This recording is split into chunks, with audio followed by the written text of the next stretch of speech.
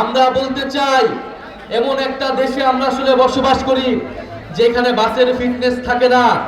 আমরা এমন একটা দেশে বসবাস করি যেখানে বিমানেরও ফিটনেস থাকে না। আমরা এমন একটা দেশে বসবাস করি যেখানে মানুষেরও ফিটনেস থাকে না, রাষ্ট্রেরও ফিটনেস থাকে না। শেখ হাসিনা একটা ফিটনেস বিহীন রাষ্ট্র আমাদের উপর চাপিয়ে দিয়ে গেছে, এই প্রজন্মের উপর চাপিয়ে দিয়ে গেছে। আমরা বলেছি এই প্রজন্ম, আমরা ভবিষ্যৎ প্রজন্মের জন্য একটা ফিটনেস বিহীন রাষ্ট্র দিয়ে যেতে পারি না। এটা আমাদের দায়িত্ব।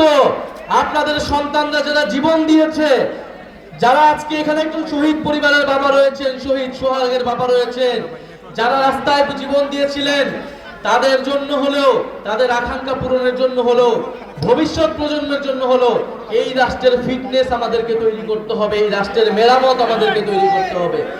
সেই রাষ্ট্র মেরামতের রাজনীতির জন্য এই জাতীয় নাগরিক পার্টি প্রতিষ্ঠিত হয়েছে। সেই রাষ্ট্র সংস্কার, সেই নতুন বন্দোবস্তের জন্যই আমরা আপনাদের কাছে যাচ্ছি।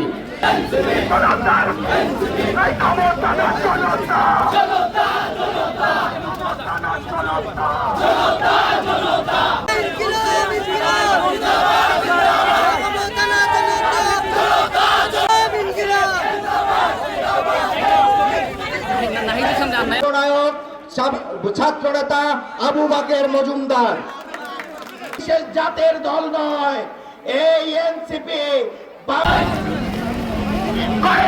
সময় নয়।